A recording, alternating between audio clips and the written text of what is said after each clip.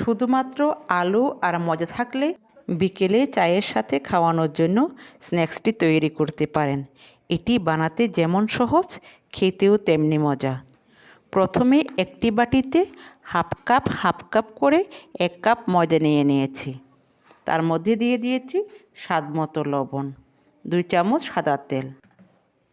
তেল আর ময়দাটাকে ভালো করে মিশিয়ে নিয়ে তার মধ্যে দিয়ে দিব অল্প অল্প করে পানি। আমি এখানে সফট একটি গোলা তৈরি করে 20 মিনিট রেস্টে রেখে দিব। অন্যদিকে আমি 3টি আলু সিদ্ধ করে নিয়েছি। আলুগুলোকে গ্রেটারের সাহায্যে মিহি করে গ্রেট করে নিয়েছি। এদিকে একটি বাটিতে 1/4 কাপ ময়দা, 2 চামচ কর্নফ্লাওয়ার, স্বাদমতো লবণ, কিছুটা পানি দিয়ে পাতলা করে ডো করে নিব। ডোটার কনসিস্টেন্সি এমন হতে হবে। চুলায় ফ্রাই প্যানে কিছুটা তেল দিয়ে তার মধ্যে দিয়ে দিয়েছি পেঁয়াজ কুচি। পেঁয়াজগুলো মোটামুটি ভাজা হয়ে আসলে তার মধ্যে দিয়ে দিব 3-4টা কাঁচামরিচ কুচি।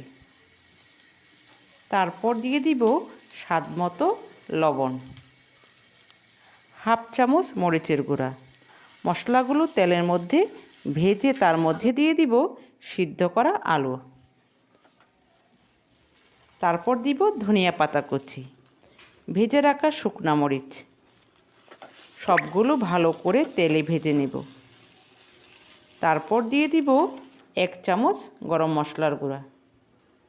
গরম মশলাটা অবশ্যই দিবেন, এতে করে খেতে ভীষণ ভালো লাগে। গরম মশলা না থাকলে ম্যাগি মশলাও ব্যবহার করতে পারেন। এইদিকে আমি রেস্টে রাখা ময়দার গোলাটাকে সমান 2 ভাগ করে নেব। তারপর বেশ বড় করে পাতলা একটি রুটি বানিয়ে নেব। বেলে রাখা রুটির মধ্যে আমি অর্ধেক আলুর পুর লাগিয়ে নেব।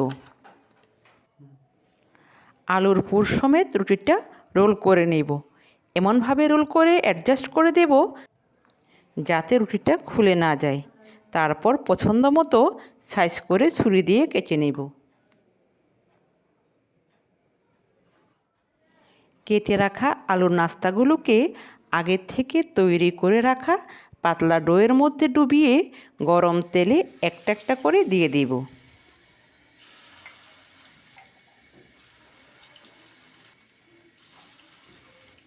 তারপর মিডিয়াম হিটে এপিট ওপিট করে ভালো করে সমনিয়ে ভেজে নেব। যখন ভালো করে ভাজা হয়ে যাবে এবং কালারটাও চেঞ্জ হয়ে যাবে, তখন তেল থেকে গরম গরম পরিবেশন করে নেব।